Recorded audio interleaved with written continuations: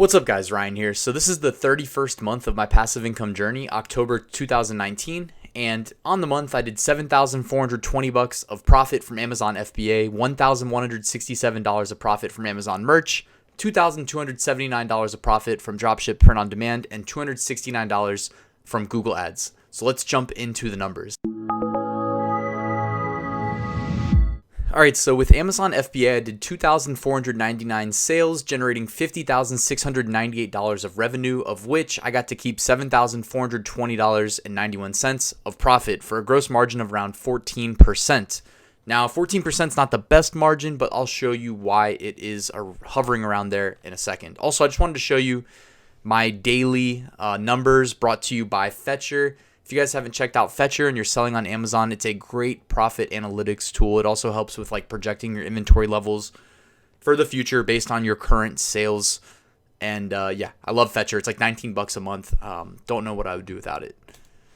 So scrolling down here, I highlighted from this this picture where I paid my storage fees, resulting in a what was that, like negative $618 on that day, because the inventory storage fees are much higher in the fourth quarter, which I released a video about earlier this month or early in October on my channel. But it's just something to keep in mind, guys. And I mean, when you think about it, it's really in August that you're ordering the inventory that can get there as early as October. When you think about like 30 days production, 30 days sea shipping. So back in August, you really need to be thinking about these fourth quarter storage fees. And it seems like every fourth quarter, I look at my my inventory levels and I'm just like I start freaking out that I'm going to have to pay these absurdly high storage fees. But, so yeah, so that's kind of why my margins were a little low. Like if I show you my product sales and profitability chart from Fetcher on the month, the ones I really wanted to highlight are the ones all the way to the right. You can see them on, well, you can see this one right here. I'm trying to point in reverse. And the other one's like behind my head right there. Yeah, right there.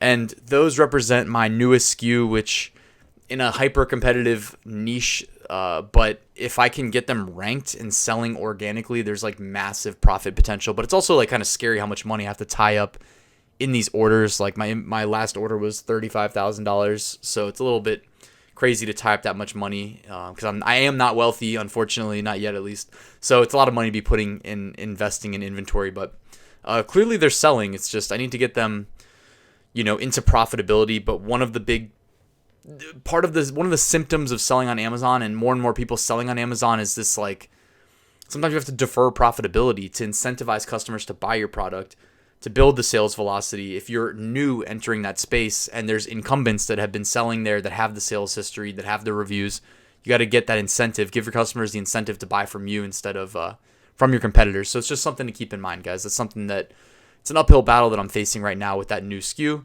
But you can see that obviously it's at least selling. And then that obviously also affects my my advertising statistics, which you see here month over month. My ACOS, it looks like I incorrectly reported it on this income report, but it actually went up 5% month over month. And that's because I've increased my spending on that one SKU specifically. It's actually got two variations, like parent-child variations, but yeah, I'm trying to get those moving and ranked as high as possible in advance of the fourth quarter. And then, it's twofold. I want to get them ranked and positioned well for the holidays, but also to just reduce my inventory levels to avoid, because it's like anything you have that's at the FBA warehouses, it's costing you more money, a lot more money in the fourth quarter. So just something to keep in mind. And that's pretty much it for the FBA side of things. Everything else has been pretty consistent. You don't want to launch new products at this time of year because you're going to be paying. Well, okay, if you want to capitalize on Christmas traffic and you think it's a product that will be able to, it's a good time of year to launch. You just don't want to get caught with too much inventory for a new product that's not moving this time of year.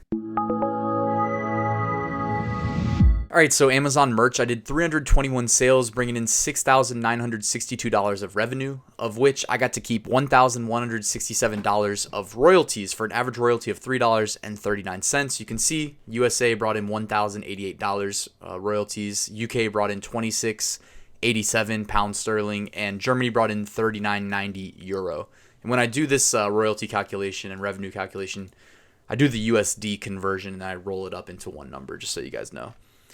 All right, so when I take this screenshot, this is just showing the US from the analytics of tab of Pretty Merch, just so you guys know. Didn't catch any huge trends. Obviously, some shirts sold better than others. What's interesting is my best-selling product was a premium shirt on the month of October. I can't remember if I had. Typically, when that happens, it's like I had maybe one large order to the same customer. I can't really remember. I didn't hit Halloween too hard. I have in the past. I've gone for it and I've had success, but never. Well, okay, I can't say never. And if you followed my YouTube channel, you know the story of my second Amazon merch account, which is my mom's account, which I'm not really too active in anymore. But I did, kind of help my mom build it up while I was in the lower tier. Now that I've heard these stories of people logging in from the same IP address, losing both accounts, obviously I don't want to mess around with that. But I helped my mom get straight, literally from tier 10 to the 500 tier, which they don't just jump you straight up. They make you do the incremental tier ups. But it was a Halloween design that I used to get my mom's account from tier 10, a single listing, got over 100 sales in a month. So it can be done, guys. And also it was at a profit too. I think she profited like $200 or $300 off that. So it can definitely be done. However, I was selling the same design on my primary account and didn't see the same success. So there is that aspect of it. Nothing's ever guaranteed. This is like the real world. This is real life. If a listing, if 100 people upload the same design, one of them is going to outrank the other 99, and it's typically going to be because it's getting a higher click-through rate for whatever reason and getting a higher conversion rate, or it just has more sales history for whatever reason, even if it's the exact same design. So it's one of these weird things, but just de facto it happens, So my big strategy for being in tier 20,000 has been, at a minimum, create 50 designs a week. Now, I know that's not impressive if you guys are watching this video and you're like, 50 designs a week is nothing. Or maybe you're in like tier 10 and you think that that's crazy. I don't know. It's all about perspective, honestly. 50 designs a week is the minimum I want to do. If you're in my Amazon merch course, you know that I've, on occasion done a live stream or a Facebook Live and kind of shown you my research and design process. When I take those designs, I try to do it in a batch of 50 because a lot of the non-Amazon merch websites, like Redbubble, for instance, has a daily upload limit of 50. So I can take that batch of 50 designs, use the Merch Titans automation uploader. And if you guys don't know what that is, go ahead and check out the link in the description. I always put a link in there to Merch Titans. And I need to do a tutorial, actually. Since I did a KDP automation tutorial, I should definitely do one for print on demand. So I'll put that on my list of video ideas. But I grab that and I upload to a bunch of different print on demand marketplaces using the same spreadsheet, including Amazon merch. That way it's like autopilot, because I'm spread so thin these days. It's like I would love to do 50 designs a day or 20 designs a day. Sounds a little bit more realistic. It's just an uphill battle with the number of things I got going on, unfortunately. Like making these videos, right? I could be designing right now. So hopefully while you guys watch or listen to this video, you're getting some designs made. That would be a great use of multitasking. But yeah, so you can come to my income report on my website, see some more in-depth analytics, day-to-day breakdown by product type. I publish all these things, top fit type that people are buying. I'm really not tapped into the youth niche as much as I should be. That's one thing I'll admit. Primarily because I did a lot of designs that I knew I could sell on my niche website and the Shopify store I have attached there, which caters to more of an adult audience. So with Amazon and their content policy and me leveraging the Merch Titans automation when I do the uploads, a lot of times when I'm uploading, I'll just uncheck youth size, which I know it's not optimal for max profits, but it's me making it work for my situation, being as busy as I am, unfortunately. So you can see my top colors here. I released a video this month talking about pop socket research. So if you remember last year, guys, the people who took advantage of the new pop sockets really were making an absolute killing. You saw people that were making hundreds of dollars a month, making $10,000 in December because they jumped on pop sockets and just the general Q4 sales spike. So don't sleep on pop sockets this year. I'm sure they're going to sell well again. It's a little bit or a lot of bit more saturated this time around, but I heard that they're going to make pop sockets available on UK and Germany. I have not seen that rolled out to my account yet. Hopefully it will be soon. I'll let you guys know, but as soon as I see that, I'm going to take advantage of it. You can bet that. All right, dropshipped print on demand. I did 339 sales, bringing in $2,279.26 of profit. I did 130 sales through Amazon FBM on .com, 5 sales through .co.uk. I had an issue with my account, so I literally was like picking up crazy momentum and then was unable to sell FBM products for a couple weeks in October, so I lost that momentum. But I'm picking back up now in November as I record this video. eBay, 3 sales. Etsy, 131 sales. Redbubble, 51. I had increased my costs on Redbubble, and I believe my month-over-month profit actually went up on less sales this month. Spreadshirt, 2 sales. TeePublic was a nice surprise, 17 sales, which has worked out the best out of the, really for me, it's like the Merch Titans automation. I call them the third tier options, like Spreadshirt, TeePublic, Teespring, and Zazzle. Zazzle really has been a dud after I got my earliest sales through there, so I thought maybe that was going to be one of the most promising, but really TeePublic has kind of pulled away as being the most reliable of the third tier options, then followed by Spreadshirt. Teespring's also, I've heard of people having success on that, but I'm maxed out on my Teespring upload slots until I get a couple more sales, and I'm assuming I'll get them in the fourth quarter, but it's also a little crazy that I've heard people talking in theory about making so much money on Teespring, but then you don't always see people backing it up with statistics. Some people do, a lot don't. I'm sure you can be successful on Teespring. It just sucks that I'm not seeing as much success because I know these designs sell. I see them selling on other platforms, and I look at Teespring and it's not selling. But all right, so the big story this month is that my Etsy account on October 30th was suspended for intellectual property infringement. This is the downside of things. I want to do a separate video where I go more in depth about this. The problem with Etsy, though, even though one of their mottos is literally, or it's not even a motto, it's a core principle of Etsy. If you look this up, it's true.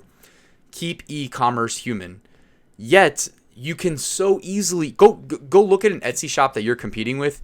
You yourself can get them removed from Etsy single-handedly by reporting that their different designs are infringing on your intellectual property. Whether it's true or not, every time you report them, maybe you should like shuffle your IP address using a VPN or something, but this is the unfortunate truth. I don't want anybody to do this, all right? I'm just letting you know this is how easily it can be done. That's all you have to do. You just report the same shop, I think like 5 times or something. For me, I got like more than 5 chances. Maybe it's because I had close to 3,000 sales, but their automated system took my shop down, and I went through my email. I'm going to do a separate video, so I don't want to talk too much. I went through my email at each intellectual property infringement, air quotes. At best, one of them was a real infringement. At best, one. The rest were all BS, dude. They were all BS. And like some of them are completely comical. So I had to cut the video real quick and look up what the most ridiculous one that I had been reported for infringement was. So there's a guy who trademarked Big Daddy, all right? And he literally reported every single t-shirt on Etsy, or at least he reported mine and then gave up halfway through because I'm sure there's thousands of them. Literally, if it contained the words Big Daddy as a part of a bigger phrase, which was my design. So it wasn't like the Big Daddy t-shirt. It was like less than half of the words on the shirt were Big Daddy, like less than 50%.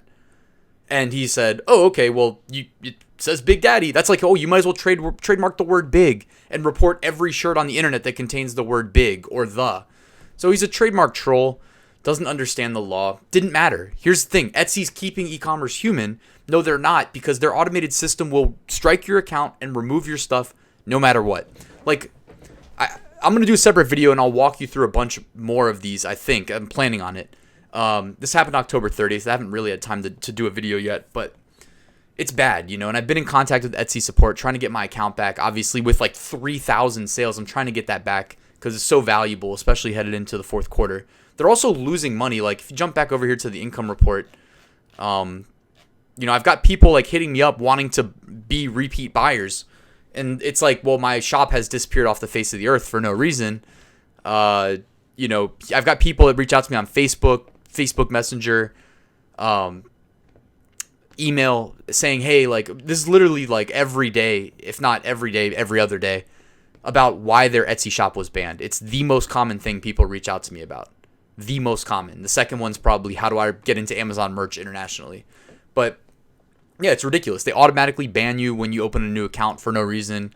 And then, and I've been, I don't want to say I've been blackmailed, but I've had people say to me that are selling a similar product to what I'm selling, hey, pull this down or I'm going to strike your account. They'll just message me. And every time I'm just like, it's gone, boom, delete it. There's literally nothing I can do. There's nothing I can do. There's nothing you can do. If you're watching this video, this is a huge downside of Etsy. I've put Etsy content out on this channel as a marketplace where buyers go to open their wallets and purchase. It is a great opportunity from the selling perspective, but as a seller, and what are they doing to incentivize us to sell on their marketplace and protect us as sellers, there is very little to talk about that's favorable from that perspective. So, unfortunately, it's like this balancing act where it's e-commerce, you got to follow the customers, but at the same time with Etsy, you have to put up with some crap, and they can take your shop away overnight for no reason. I'm planning on getting mine back, guys, but I'm still waiting. Like I recalled them today following up.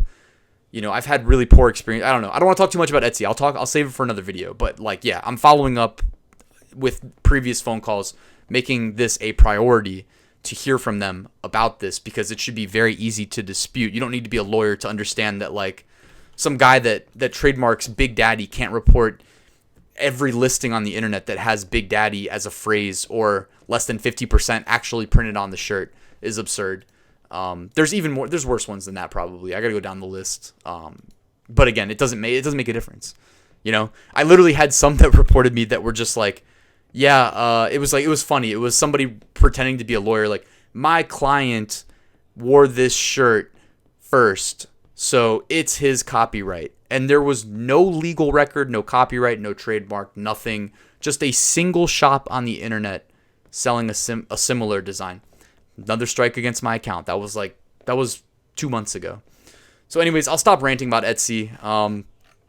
But that was really it. Normally I like to talk about my Etsy advertising statistics and go more in depth. I guess the advertising statistics wouldn't even have really mattered this month because of the changes they made to Etsy advertising, where they auto-opted everybody into Google Shopping and removed your control of your bids. So again, more unfavorable Etsy news.